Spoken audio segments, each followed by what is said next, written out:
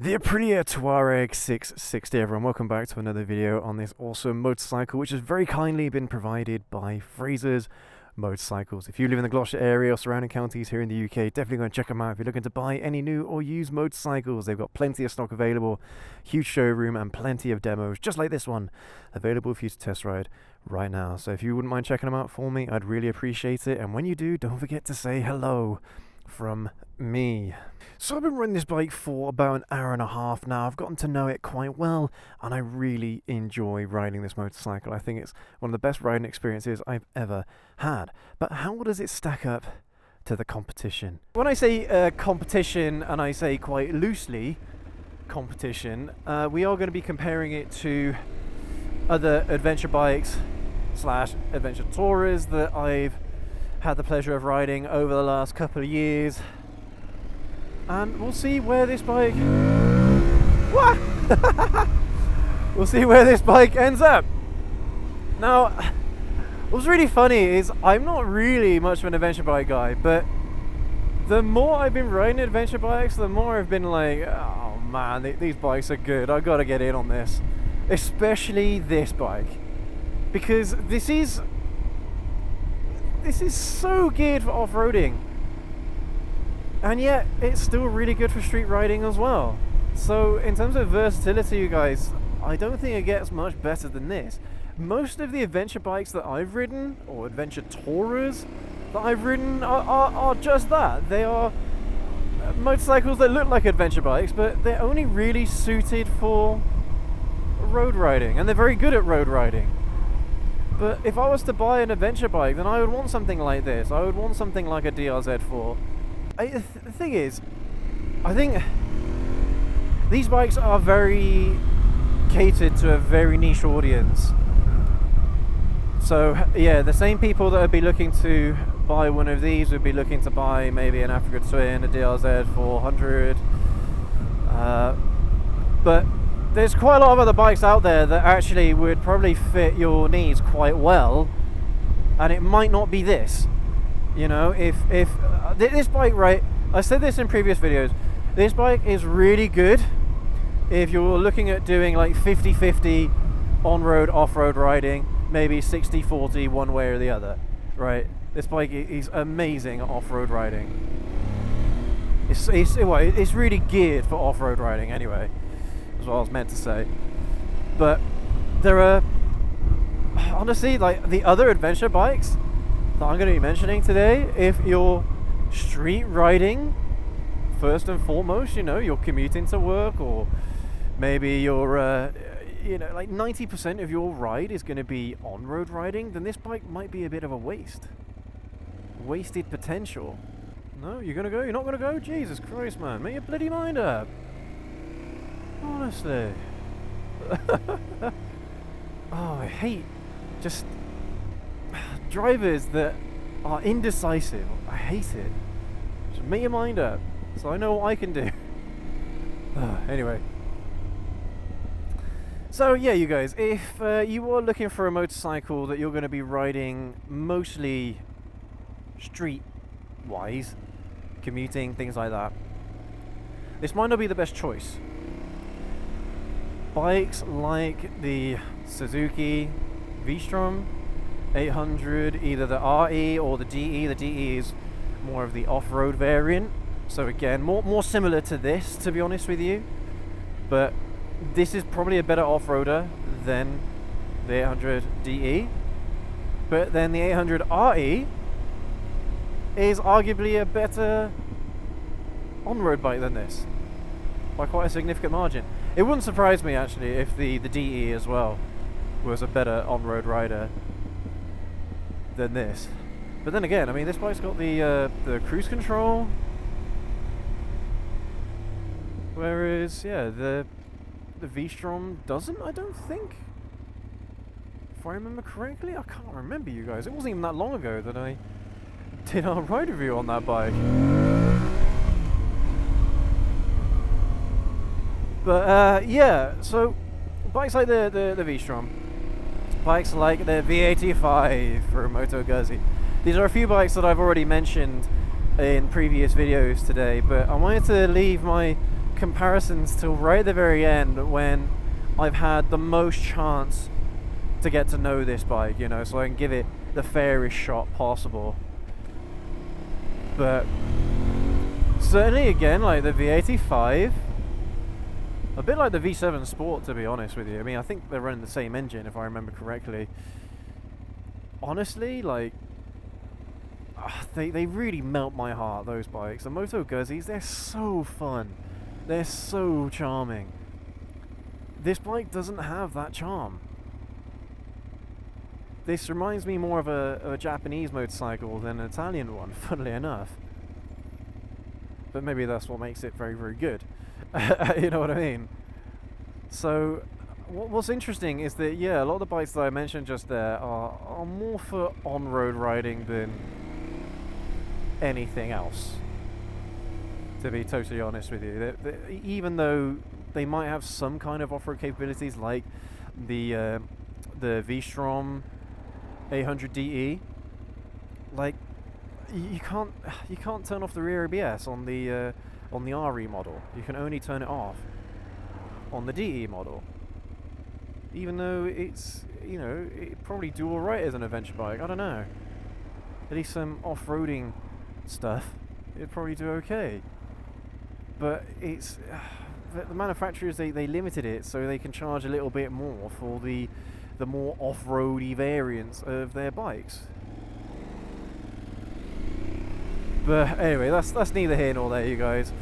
The thing is though, what Aprilia have done with this bike is that they have made it balls to the wall off-road full stop. Like, they haven't held back on any of the features, even though the rally variant of this bike arguably has got better suspension, better this, better that. Most of the stuff that you're getting is the same. You're still getting fully adjustable suspension, you're still getting the Brembo brakes, you're still getting the knobbly tyres, and man, what a car. Oh my goodness. What a beautiful car, you guys. Woohoo! Don't see those very often. But that's the thing, Aprilia, they've made such a comprehensive bike here. Well, you're really not missing out on an awful lot. The Rally, I don't know if the Rally is worth buying, to be brutally honest with you, at least compared to this. Anyway, this has got so much of what the Rally has, and I mean, to be fair, the Rally isn't really that much more expensive. It's about £1,000 more, I think.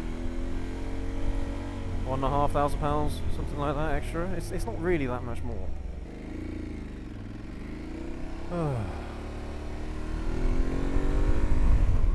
Oh, this has changed as well around here. Blimey. Building new homes. Oh, you guys, what a motorcycle this is. Oh, it's just so funny because this honestly really depends on the use case. Look, I'm not an off-road guy. I want to be at some point. I want to be more into the off-road scene. But right now I'm simply not at that point, and I'm not sure when I will be. When I am, I think I'd be very inclined to look at maybe one of these bikes. But until that point, if I'm looking at an adventure bike to buy, this wouldn't necessarily be the one that I would go for, because most of the riding that I do is on the road. That's what I mean, it would be a waste. So it's difficult to say, because I really would own one of these, but yeah, only if I was doing any kind of off-roading, which I'm not. Oh man, this bike's so good.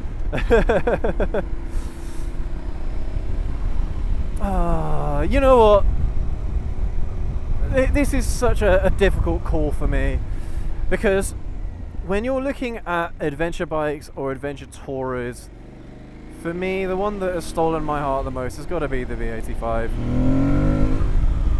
Even though this bike in a lot of ways is better, it's got more horsepower, it's got a similar amount of torque, and yeah, it's more suited for that adventure bike kind of riding. Oh man. That's such a difficult one, you guys. I mean, I could mention as well the Bear 650 from Royal Enfield. It's got nothing on this. Genuinely, absolutely nothing on this. Both parallel twins, sure, but this bike is on a much higher level in terms of riding experience than the Bear 650, unfortunately. But yeah, man. Like, we could talk about the Versys 1000, the Versys 650 from Kawasaki. The Versys 1000 is very good, especially for street riding. Very, very good, lots of fun. And buckets of torque, buckets of horsepower, but it's very heavy. This bike strikes a better balance for me between power to weight ratio, you know. And that's the thing, this bike isn't really that far off the likes of the Versys 1000, the V-Strom 800, Africa Twin. It's not that far off. Not really. Versys 650 is more kind of that's a more difficult pitch, because even though it's running a very similar engine to this 649cc parallel twin as opposed to a 659cc parallel twin, what Aprilia are able to do with this engine is just, it's far better. It's far better, you guys, than what Kawasaki are able to do with their 650, unfortunately. It was a very similar story with the RS and the Ninja. The RS can just do what the Ninja does better. More torque, more horsepower, more better 0 to 60, more RPM. Carrying the RPM through, carrying the horsepower through the RPM rather. It's yeah. Unfortunately, as much as I absolutely love the 650 parallel twin from Kawasaki, I think it's such a versatile engine and very, very good for beginner riders or intermediate level riders. This is more of an advanced level rider's motorcycle. This is more of an enthusiast level motorcycle, and that's what I really appreciate about this bike. Is even though it's kind of got like intermediate rider specs, the riding experience and what this bike really is more of that enthusiast level stuff. Now, because we've mentioned quite a lot of bikes in this video, you guys, I haven't really got the time to really go through all of the subtle differences between them. If you want to know more about any of the bikes that I mentioned today, then check out our ride review playlist. We'll probably have them on there somewhere. But the main two bikes that really stick out to me in this somewhat similar class, again, we're blurring the lines a little bit here, is the V85 from Moto Guzzi and this. These are the two standout bikes. The Suzuki V-Strom, also a top contender, to be honest with you, but certainly more street riding capable than off-road capable. And I think really what this comes down to at the end of the day, you guys, is what are your needs? Do you need something that is a bit more off-road capable? Are you actually going to be doing a lot of adventuring? If you are, then this bike is the obvious choice. If you're going to be doing more, like when I say more, a significant amount more street-oriented riding, then as much as I love this motorcycle, I don't know if that would be the better bike for you, to be honest. I don't know. It's a very difficult question to ask, but if the use case in this instance are longer commutes with not really a lot of off-roading in mind, there's got to be the V85 for me. Especially when you're looking at Italian anyway. Multistrada, could you consider that to be an adventure tourer as well? Like, I don't know, I can't remember off the top of my head, but KTM Duke as well. See, those are two bikes that I haven't unfortunately had the privilege of riding yet, so I don't know where they stack in the list here. But out of the bikes that I've ridden, I think I would take the V85 over this, but by a very slim margin. Only because all of my riding is on-road. I don't do any off-road riding. If I did, then it would be this for sure. Absolutely. 100%, no doubt. This is just a very, very good bike, you guys. And it would suit so many riders absolutely perfectly. Like, anyone who almost exclusively does off-road riding, but you're looking to get into some street bike riding, but you want something that's a bit more familiar and off-road capable so you can ride it to the pits, this would be it, man. Without a shadow of a doubt, this would be the choice, where it's lightweight, it's got more than enough power than you need. It's perfect in so many ways for so many riders, you guys. Genuinely. That's the thing, you guys. The V85, it really isn't off-road capable at all. I think Moto Guzzi, they do have an off-road variant, which isn't going to be anywhere near as capable as this. But still, that engine, that transverse V-twin, is so charming, so much fun. And it's very difficult to explain why that bike is so good. It's not the fastest thing in the world. It doesn't have the most torque in the world. It doesn't have the most horsepower in the world. It doesn't even have the best kind of gear ratio in the world. But yet, it's that good.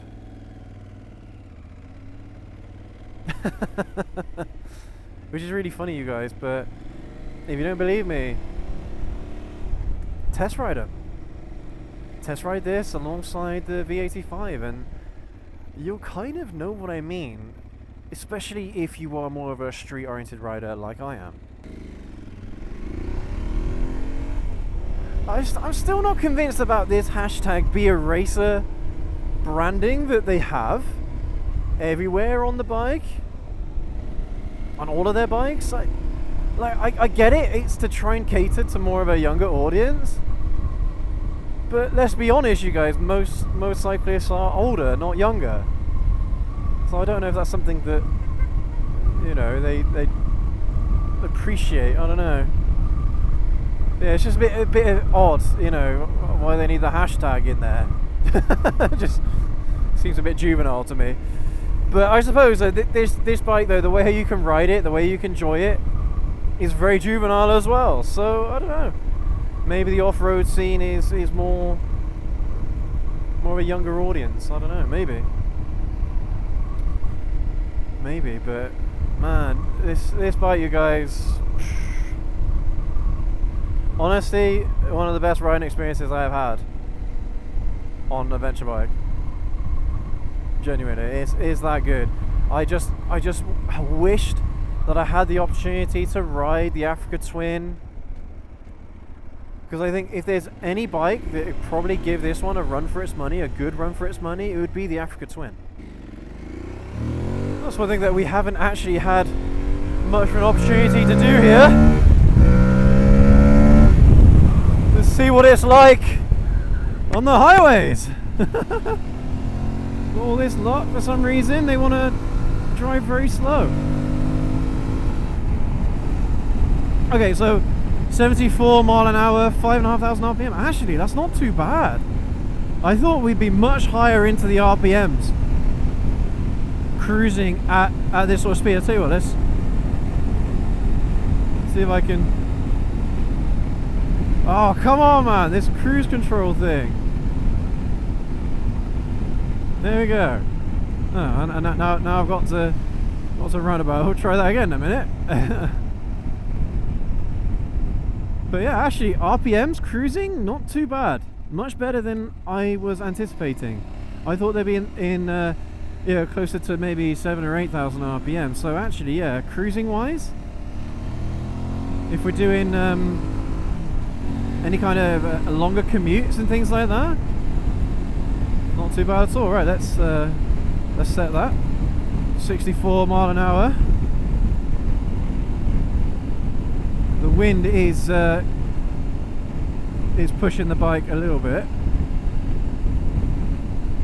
but yeah, actually surprisingly good actually on highways, considering that, yeah, a lot of the wind is being blown right into my face here.